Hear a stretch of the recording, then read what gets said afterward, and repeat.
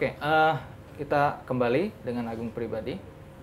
Nah, bagaimana Belanda berhasil mengalahkan Maluku setelah meminta bantuan dari Jakarta? Kalau nggak minta bantuan, Belanda kewalahan. Rata-rata Belanda itu kalau hanya di situ biasanya kalah. Di Mataram di Jawa, perang lawan Diponegoro. Kalau hanya mengandalkan pasukan yang di situ, Belanda nggak bisa menang. Karena kemudian di Sumatera Barat Imam Bonjol, kalau hanya mengandalkan di situ tidak bisa menang. Jadi ketika bareng Diponegoro berontak bareng di Imam Bonjol, susah dikalahkan oleh Belanda. Tapi ketika salah satu berhasil dipadamkan, pasukan dikirim ke sini, baru Belanda berhasil menang dengan cara curang biasanya. Ke Diponegoro atau ke Imam Bonjol nanti akan kita bahas, ada materinya sendiri.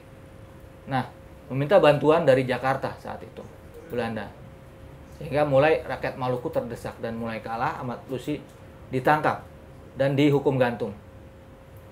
Nah, beberapa sejarawan menulis ketika dihukum gantung pun mengucapkan kalimat syahadat gitu loh, Patimura.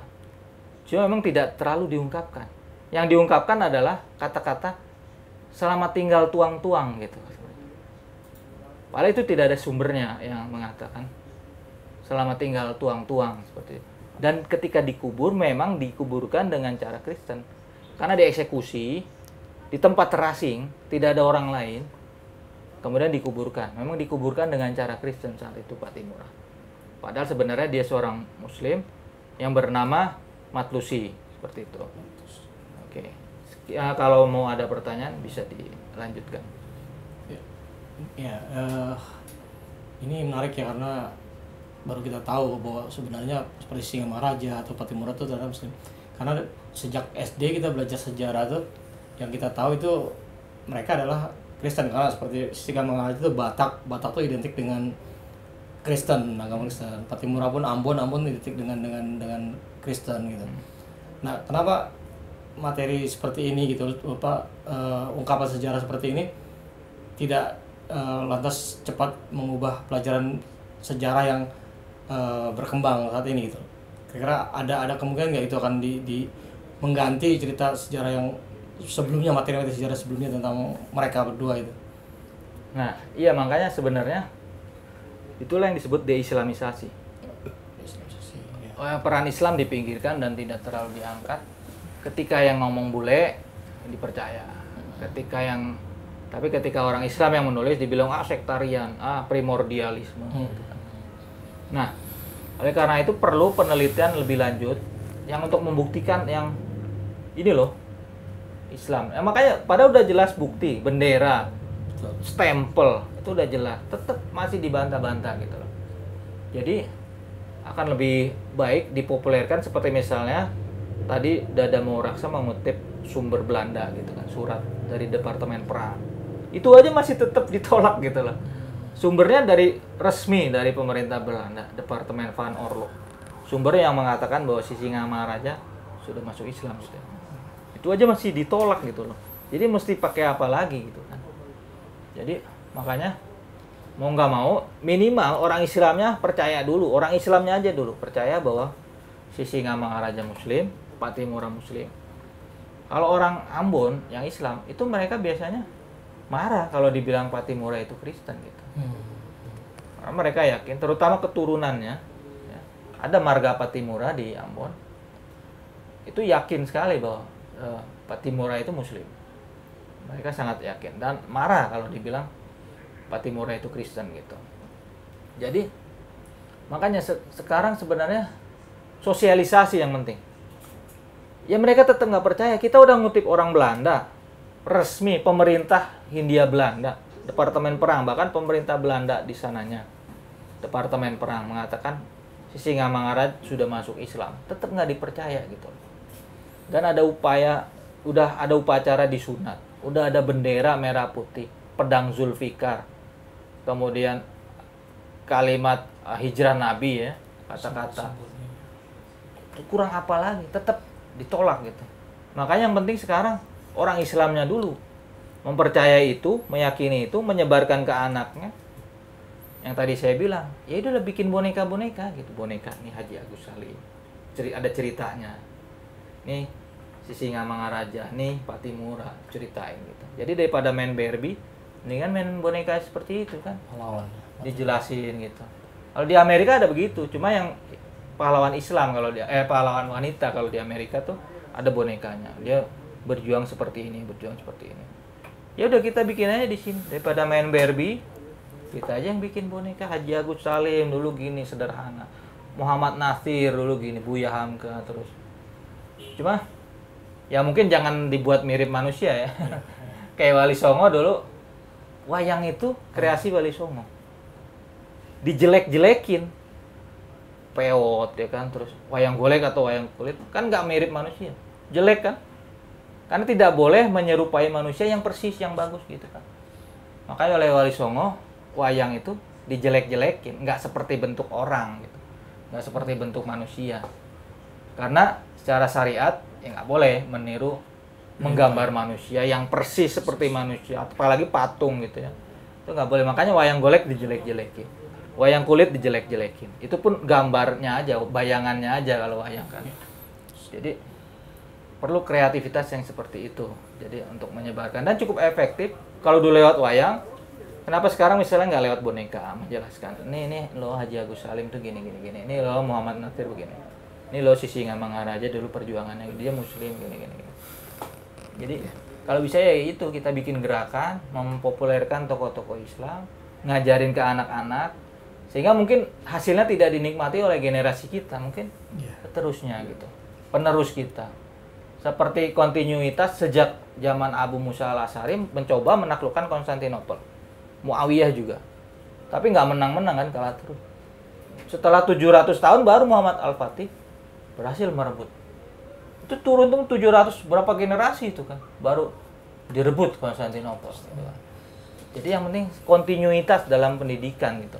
Kontinuitas untuk membangkitkan umat Islam gitu ke ajaran Rasulullah seperti apa, ajaran yang murni seperti apa. Seperti sekarang orang mulai takut kalau mendengar kata khilafah, mendengar kata jihad, takut. Ya mungkin tidak dinikmati sekarang oleh kita, tapi anak kita didik supaya jangan takut, jangan trauma, jangan fobia dengan istilah-istilah seperti itu, dengan khilafah, dengan jihad, dengan bendera Rasulullah, stempel Rasulullah. Jangan takut gitu. Sekarang kan takut orang mau pakai stempel Rasulullah, mau pakai bendera Rasulullah, la ilaha illallah, warna hitam, warna putih, takut kan. Jadi ya mungkin tidak dinikmati oleh kita, tapi anak cucu kita gitu kan. Yang penting kita didik itu. Jadi hasilnya, yang penting kita percaya, continue gitu. Kita yakin bahwa Islam akan bangkit khilafah alamin hajun nubuwah. Kita persiapkan sejak sekarang. Jadi hasilnya mungkin dinikmati oleh anak cucu kita nanti gitu. Bagong. Ya. Tadi disinggung tentang Singamangaraja. Itu sesungguhnya Muslim dengan fakta-fakta yang banyak gitu ya. Nah, adakah nama Islam dari si Singamangaraja? Itu yang pertama.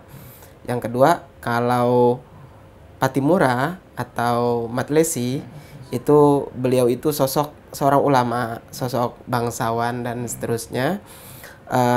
Adakah beliau kalau di Maluku itu, tanah Maluku kan banyak kesultanan, banyak kerajaan. Kira-kira beliau itu ada di kesultanan apa pada saat itu? Sehingga banyak klaim dari kalangan Kristen bahwa beliau itu adalah Kristen. Ya kalau Patimura dia bangsawan dari Sultanan Sahulau gitu. Sultannya Sultan Abdurrahman. Dengan gelar tadi Kasim Milyali. Kasim Allah. Kepercayaan Allah, tangan kanan Allah. Asisten Allah gitu gelarnya. Jadi dia bangsawan dari kerajaan itu. Kalau si Singamangaraja memang belum ada sumber yang menyebutkan nama Islamnya gitu ya, nama Islam dari si Singamangaraja, dan dia pun tidak menyebarkan ke rakyatnya gitu. Jadi ya ini pernah terjadi misalnya di India, Sultanan Delhi, itu pun tidak menyebarkan secara masif kepada rakyat India. Sehingga ketika kerajaan Delhi dan Mogul jatuh, India tetap menjadi Hindu. Ketika rajanya, karena dia tidak menyebarkan agama Islam ke rakyatnya gitu. Jadi pernah terjadi juga modus yang seperti itu, bahwa raja walaupun sudah masuk Islam tapi tidak menyebarkan ke rakyatnya gitu.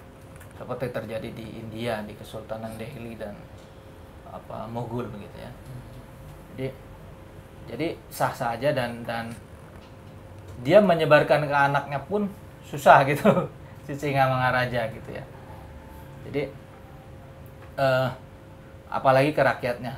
Dan saat itu terjadi ancaman karena kristenisasi itu.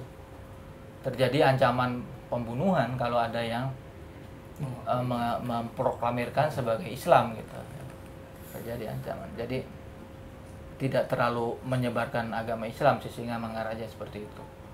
Jadi pernah terjadi dalam sejarah, yaitu Kesultanan Delhi dan Mughul di India.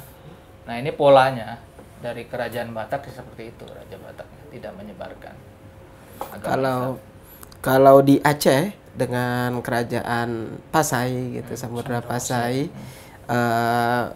rakyat Aceh itu tidak mudah untuk dikristenisasi gitu.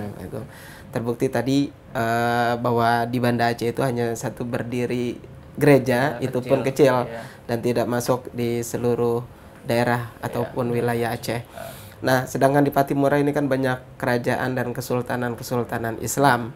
Tapi kenapa masyarakatnya itu bisa mudah tergoda dengan kristenisasi yang menjadi yang melatar belakangi dengan dua wilayah itu karena faktor apa, Pak Agung? Ya, sebenarnya tetap kalau Maluku masih bersatu, itu tetap mayoritas Islam. Tapi kemudian kan Maluku Utara menjadi provinsi sendiri. Itu mayoritas Islam Maluku Utara. Nah, di yang Kristen itu kenapa? Saat itu Belanda menerapkan kebijakan terjadi 3 kelas warga negara di Hindia Belanda. Kelas 1 Eropa itu dapat fasilitas macam-macam, kerja gampang, sekolah gampang. Kelas 2 Timur Asing. Kelas 3 pribumi. Timur Asing itu Cina, Arab. Nanti akan kita bahas ya. Cina, Arab, Jepang. Pribumi ya seluruh Indonesia. Nah, pribumi ketika dia memeluk agama Kristen, dia jadi kelas 1, dia jadi Eropa. Dengan berbagai fasilitas Eropa. Nggak jadi pribumi lagi gitu. Jadi banyak yang tertarik untuk memeluk agama Kristen karena berbagai fasilitas. Baik sekolah ataupun fasilitas tunjangan, fasilitas ya buat sembako seperti itu. Banyak yang memeluk agama Kristen gitu. Jadi kemudian juga kepala sukunya ketika masuk Kristen, banyak yang ikut masuk Kristen gitu sukunya. Jadi ya iming-iming harta duniawi gitu, materi itu. Nanti akan kita bahas tentang kelas 1, kelas 2, kelas 3, klasifikasi seperti itu. Jadi ya menurut saya sekian dulu untuk materi saat ini. Jadi nanti akan kita lanjutkan dengan materi-materi yang lain. Akan kita bongkar, akan kita ungkap sejarah Islam yang ditutup-tutupi. Sekian, Assalamualaikum warahmatullahi wabarakatuh. Waalaikumsalam warahmatullahi wabarakatuh.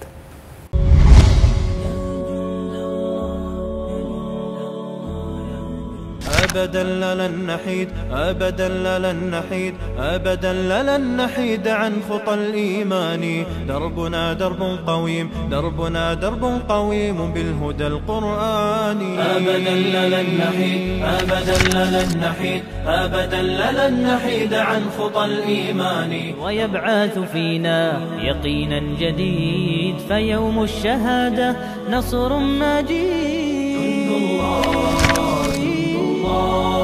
جند الله جند الله أبدا لن نحيد أبدا لن نحيد عن خطى الإيمان دربنا درب قويم دربنا درب قويم بالهدى القرآني سائر في طريق الحق يا جند الله سائر في طريق الحق يا جند الله جند الله جند الله جند الله جند